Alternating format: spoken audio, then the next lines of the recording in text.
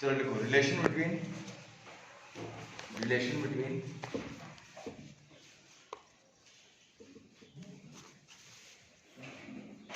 Kinetic energy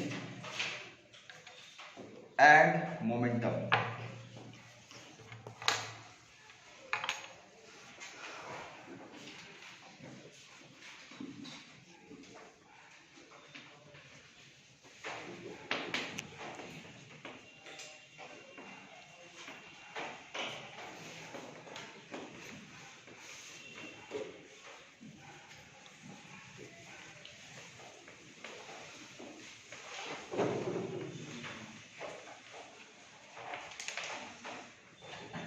ठीक है, अब यहां से देखो what is the formula of momentum.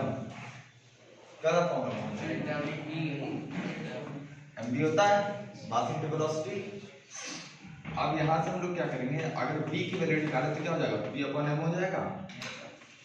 और ऐसा हम लोग क्यों निकाल रहे हैं, ठीक है, क्योंकि चाहे आप मोमेंटम की बात करो चाहे काइनेटिक एनर्जी की बात करो, उसमें वेरिएबल पार्ट कौन सा होता है, v तो होता है। वेलोसिटी तो दोनों में चेंज हो सकती है ना, मास तो दोनों में कांस्टेंट रहता है। अगर सिर्फ ऑब्जेक्ट की बात करें तो मास तो कांस्टेंट रहेगा, वो चेंज होगा ही नहीं। यानी जो भी चेंज आएगा वो किसके हिसाब से चेंज आएगा, हमेशा वेलोसिटी के अकॉर्डिंग ही आना है। सो ये यहां से आ गया। Then if we talk about kinetic energy it's half mv square, yes और नो। अब ये जो v की वैल्यू हम लोगों ने निकाली थी यहाँ से मोमेंटम और मास के टर्म्स में, उठा के यहाँ पर पुट कर दीजिए। This is the second equation. Now what we'll do, put in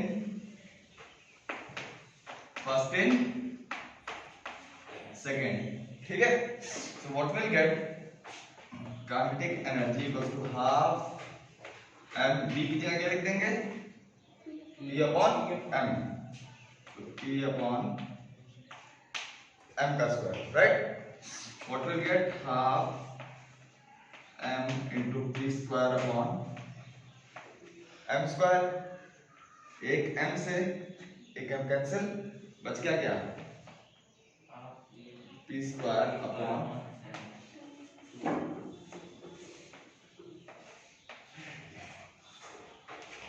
to. ठीक है, दैट मींस अब ये फॉर्मूला कब यूज हो जाएगा, जब हमें वेलोसिटी के बारे में कुछ ना पता हो, कितनी वेलोसिटी थी कितनी नहीं थी हमें कुछ नहीं पता है, और हमें कैलकुलेट भी नहीं करनी है। मास और मोमेंटम के बारे में पता या काइनेटिक, इन तीनों में से किसी भी एक दो चीज के बारे में पता तो हम इजीली कंपेयर कर सकते हैं। ठीक है, और एक चीज और, ऐसे क्वेश्चंस आपको तब आते हैं ज्यादातर जब आपको काइनेटिक एनर्जी कंपेयर करनी है। ठीक है, आगे बात समझ में, श्योर? ठीक है, नोट इट डाउन।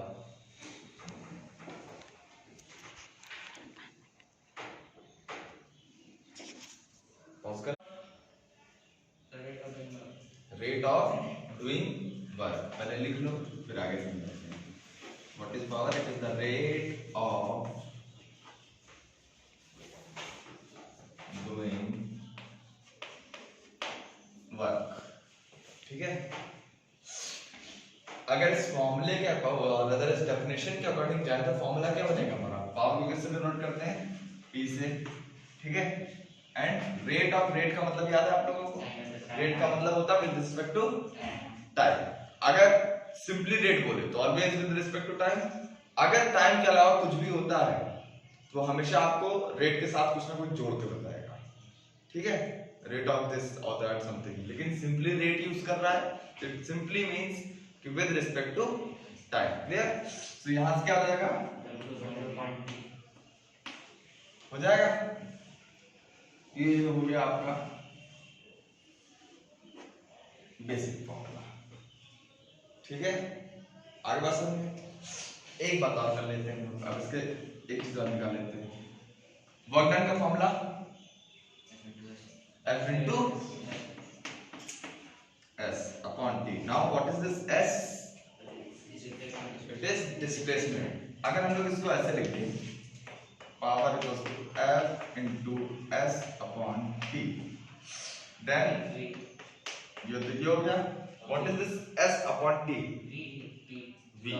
ठीक है, डिस्प्लेसमेंट अपॉन टाइम क्या होता है, वेलोसिटी तो होता है, so it becomes V। So power का एक और फॉर्मूला आ गया, F into V। That means अगर हमें पता है किसी ऑब्जेक्ट पे कितनी फोर्स लगाई गई है और वो उतनी फोर्स लगाने के बाद किस वेलोसिटी से मूव कर रहा है, then to we can calculate the power consumed by it.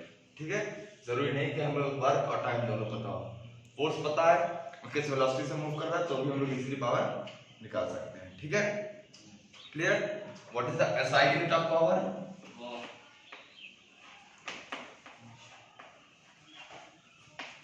Denoted by W।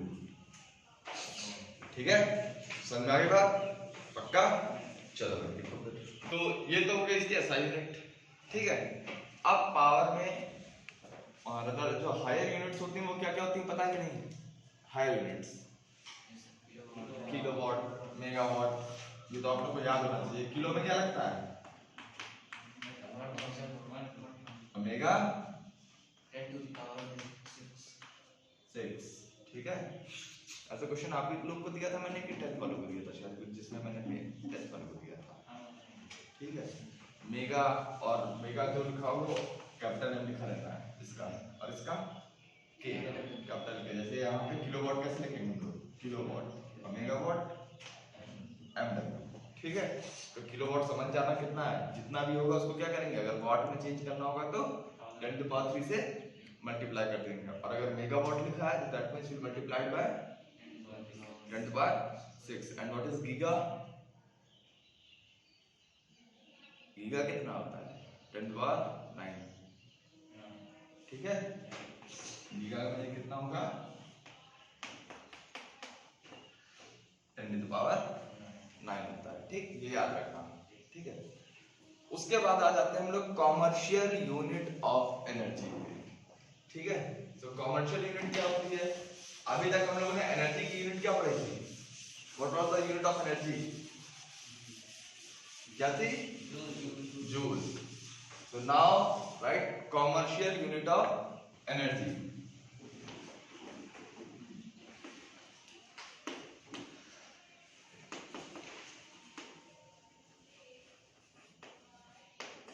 अब जो कॉमर्शियल यूनिट ऑफ एनर्जी होती है वो होती है किलो,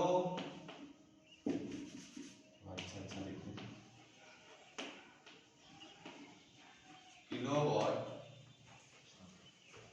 आर। ठीक है, अब जरा ध्यान से समझो, यहाँ पे इसी से सब कुछ पता चल जा रहा है कि ये एनर्जी की यूनिट है। अगर आपको ना भी पता होता, किलोवाट मतलब क्या हो गया? किस क्वांटिटी को रिप्रेजेंट कर रहा है? वॉट किसको रिप्रेजेंट करता है? पावर को। तो किलोवाट खाली उसकी यूनिट बड़ी हो गई ना, है तो यूनिट अभी भी वो पावर की। एंड आर किसकी यूनिट है? आर किसकी यूनिट है? टाइम की यूनिट। तो टाइम की है ना, ये भी हायर यूनिट है, इसको सेकंड्स में चेंज किया जा सकता है। तो यहां से देखो पावर का फॉर्मूला क्या था?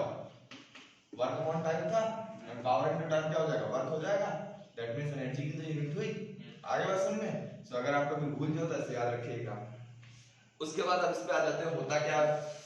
Kilowatt hour. तो जरा लिख लीजिए पहले, it is the energy consumed, it is the energy consumed, बेटा एक साथ होता है, अलग अलग नहीं होता है।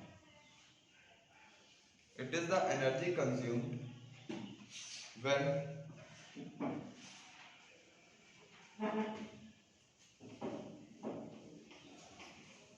a power of 1 kilowatt is used for 1 hour। ठीक है, अगर 1 किलोवाट पावर का यूज हम लोग 1 घंटे तक लगातार करते रहे तो जितनी भी एनर्जी यूज होती है उसको हम लोग क्या बोलते हैं? 1 किलोवाट आवर। ठीक है, आई बात समझ में? If a power of 1 kilowatt is used for 1 hour, then the energy consumed is how much? 1 kilowatt hour. अब हम लोग जरा रिलेशन निकाल लेते हैं किसके किसके बीच का, किलोवाट आवर का और जूल का। ठीक है, सो लिख लीजिए जरा। अगर किलोवाट आवर की बात करें तो इसको कैसे लिखते हैं हम लोग? KWH, kilowatt hour. तो किलोवाट को हम लोग किसमें चेंज कर लेते हैं? वॉट में चेंज कर लेते हैं, क्योंकि वही होती है उसकी SI यूनिट। वॉट का मतलब हो गया 10⁻³ वॉट। यस और नो? आर टाइम की यूनिट है और SI यूनिट क्या होती है? टाइम की। seconds. और 1 hour equals to how many seconds? 3600, which can be written as 10 to the power 3 into 3.6 into 10 to the power 3. Yes or no? 3600 को 10 to the power 3. अब इसको मल्टीप्लाई कर लो तो कितना आ जाएगा? 3.6 into 10 to the power 6 joules. तो यहाँ से कितना आ गया?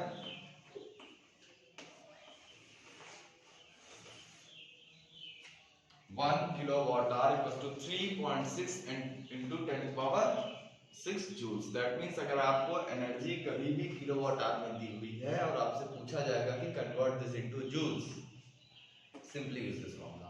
और इसका उल्टा भी आप अप्लाई कर सकते हैं. That means if they have given you energy in joule and they ask you to convert it into kilowatt hour, you have to divide it by 3.6 into 10 to the power 6. Okay, clear? ऐसे questions आएंगे आपको कि इसमें दिया है energy kilowatt hour में और आपसे कहा जाएगा जूल्स में कन्वर्ट करके बताइए, या जूल्स में दे देगा कहेगा इसको किलोवाट आवर में कन्वर्ट करके बताइए. ठीक है, समझ आ गई बात? पक्का? ठीक है. अब एक चीज और, जब भी किलोवाट आवर में कन्वर्ट करना हो तो एक तरीका और है, जो भी पावर दी हो, ठीक है, ब्रदर मैं ऐसे बता रहा हूं, जब एनर्जी ना दी हो आपको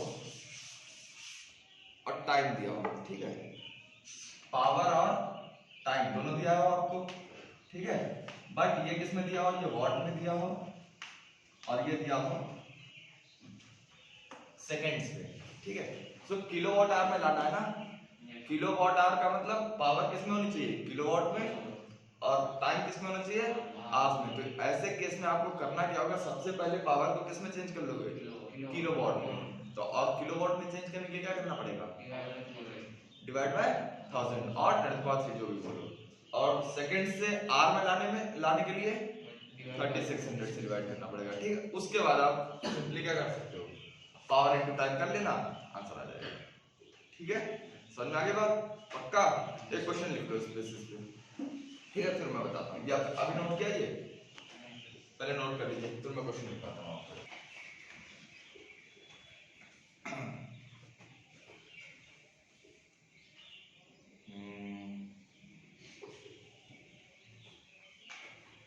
Simply write it down. A person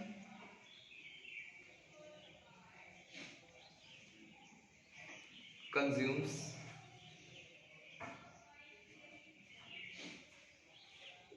150 watt power, 150 watt power, while he climbs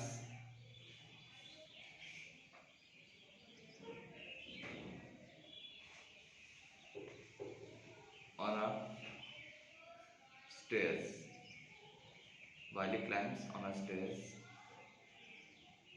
on stairs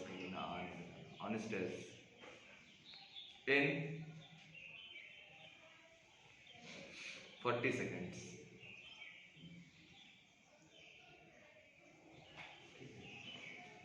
Find the energy consumed by him.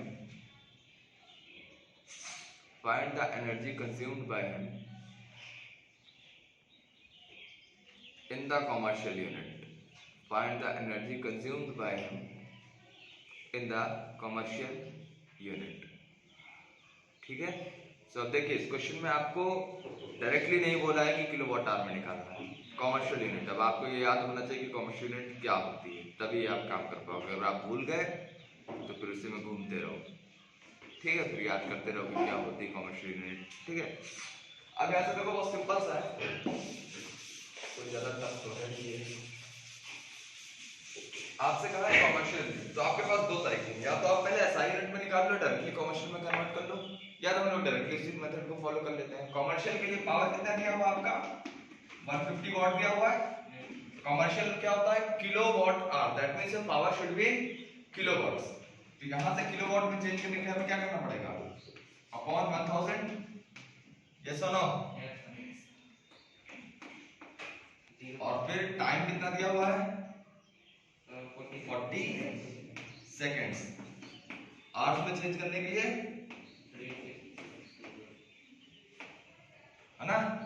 Yes और नो? अब निकालिए तो भाई work equals to power into time होता है या energy equals to power into time, जो भी लिखना चाहो आप। पावर कितना निकाला हम लोगों ने किलोवाट में 150 अपॉन 1000 और ये कितना है टाइम 40 अपॉन 3600। ठीक है, अब काट दो, ये जीरो कट गया यहाँ से। 4 हाउ मेनी टाइम्स 3 3 सा 3 5 सा कितना बचा 5 अपॉन 1000 इंटू 3, यही तो बचा। 5 पे डिवाइड करो 3 से, 5 पे डिवाइड करो 3 से,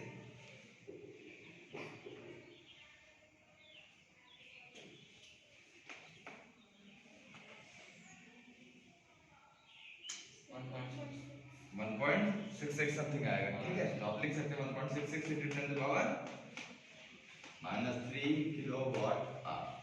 नीचे था 1000, उसको ऊपर ले जाओ, पावर का फॉर्मूला लिख दो, खत्म। ठीक है, क्लियर? पहले से चेंज कर लो, बस आ जाएगा आपका आंसर। दूसरा तरीका क्या था, अगर आप यहां से डायरेक्टली एनर्जी निकाल लेते, पावर इनटू टाइम। पावर कितनी थी 150 और टाइम कितना था 40, कितना आ जाता 6000 जूल्स आ जाता। और किलोवाट आवर को, और अगर जूल्स को किलोवाट आवर में चेंज करने के लिए क्या करना पड़ता है 6000 अपॉन, अगर इसको सॉल्व करेंगे तो भी आंसर यही आना है। ठीक है, क्लियर? बस सॉल्व कर दीजिए, यहीं से देख लो बिल्कुल सेम आ गया कि नहीं। 150 टू 40 और नीचे कितना है वही तो लिखा है 36 इंटू 1000 आएगा वही आंसर। ठीक है, तो आप जो भी मेथड लगाना चाहते हैं लगा सकते हैं, इससे भी आंसर वही आना है 1.66 into 10 power -3 kilowatt our. Clear? Now you can note it down. And this is your second method. Fine? चलो note it. An object of mass 20 kg, an object of mass 20 kg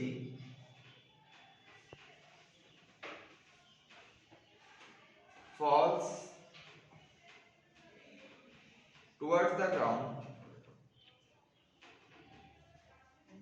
with a velocity of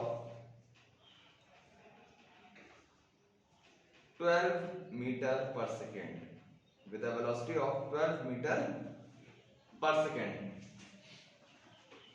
First one, find the power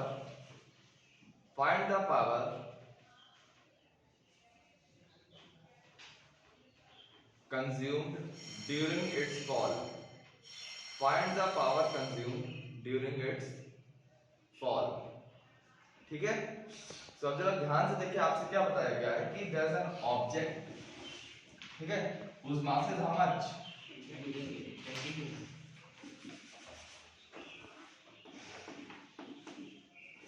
20 kg and it is falling with a velocity 12 metre पर second. ठीक है, at a constant velocity हम लोगों ने मान लिया है। ठीक, क्योंकि उसमें मेंशन नहीं है कुछ भी, इसीलिए क्वेश्चन में इतना बोला ना, it is falling with a velocity of 12 metre पर सेकंड, कुछ मेंशन नहीं, that means will assume that the velocity of the object is constant. अब आपसे पूछा what is the power consumed. ठीक है, पावर का फॉर्मूला क्या होता है वर्क अपॉन टाइम, ये पहला फॉर्मूला होता है। एक और फॉर्मूला मैंने आप लोगों को बताया था, फोर्स इनटू वेलोसिटी। अगर वहां के हिसाब से बात करें तो वेलोसिटी तो हमें पता है बट फोर्स नहीं पता है। अब बताइए इस समय इस ऑब्जेक्ट पे कौन सी फोर्स काम कर रही है gravitational force. That means if you want to calculate the force it will be mg। Yes और नो? मास हमें पता है, तो वो मास कितना होगा 20, g की वैल्यू कितनी ले लें 9.8 ले लेते हैं। कितना हो गया भाई जल्दी से बताइए, यस और नो? आ जाएगा ना? अब पावर का formula F into V, F कितना है और पावर कितनी है, वो सॉरी वेलोसिटी मल्टीप्लाई कर देते इससे,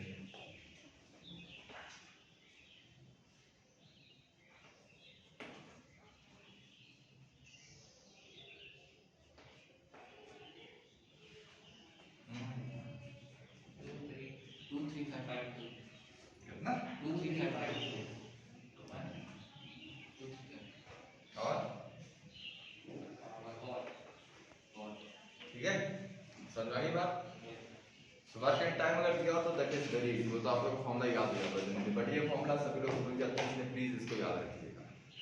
ठीक है, अगर ऐसा कभी क्वेश्चन आता है सीधे अप्लाई करना है आपको, सिर्फ फोर्स पता होनी चाहिए, वेलोसिटी दी है तो तुरंत आंसर आ जाएगा, ज़्यादा उसमें अकल लगाने की आवश्यकता नहीं। क्योंकि ऐसा होगा अगर आप कुछ मास या समथिंग ऐसा दिया होगा तो आप स्टार्ट कर दोगे तुरंत इक्वेशंस ऑफ मोशन लगाना, वहाँ से कहोगे अच्छा अभी हम टाइम भी निकालेंगे, फिर ये भी निकालेंगे, डिस्टेंस भी निकालेंगे, सब निकालना स्टार्ट करोगे, फिर कहोगे हाँ वर्क निकल आएगा, फिर मेरा टाइम भी निकल आएगा, फिर मैं क्या करूँगा, पार निकाल लूँगा। लेकिन ऐसा नहीं करना भाई, जब इतने से काम चल जा रहा है तो मेहनत करने की क्या जरूरत है। ठीक है, क्लियर, चलो।